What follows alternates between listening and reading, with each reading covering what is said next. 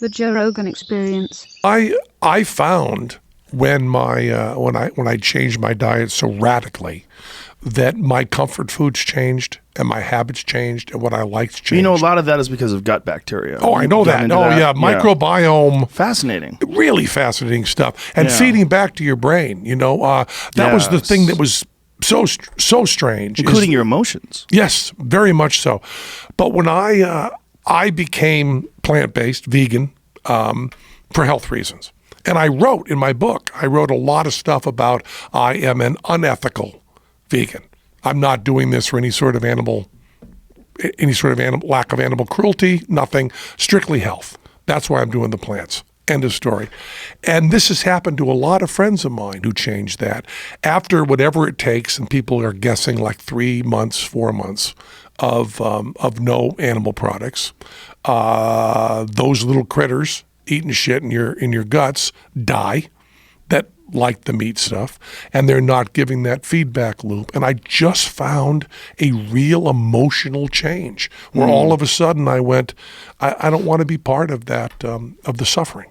Yeah. It was really strange how that changed. And it really felt to me, I so want to, hardcore atheist, as you know, and I don't believe in a mind-body separation at all.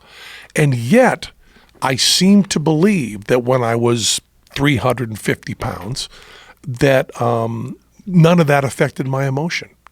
And then I lost all this weight and found there were so many changes in me that seemed to be intellectual and emotional. And actually, I had a lot of evidence were physical.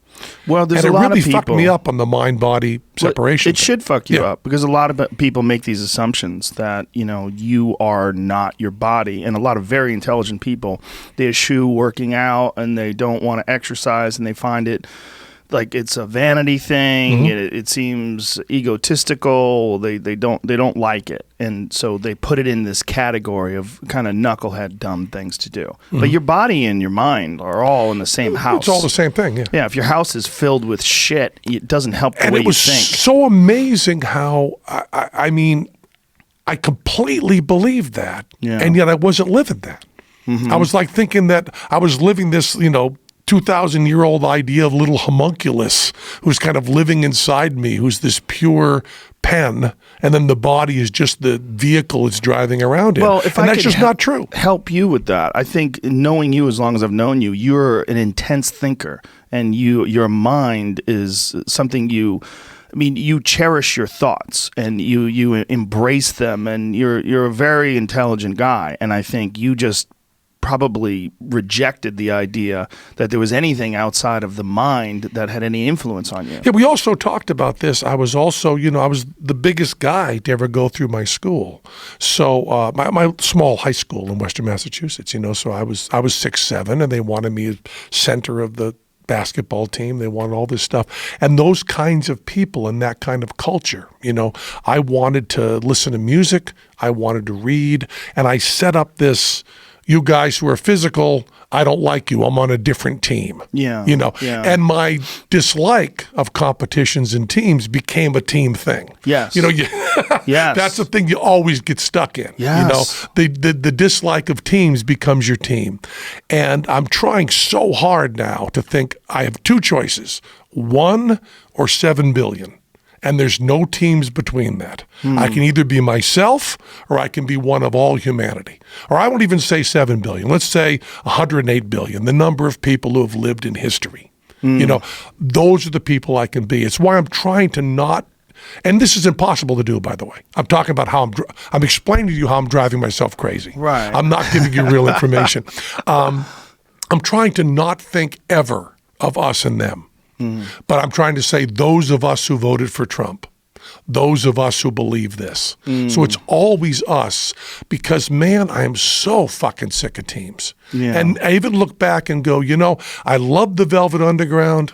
I hated the fucking Eagles, and that was a fucking team, and that was manipulated and forced upon me. You know what I mean?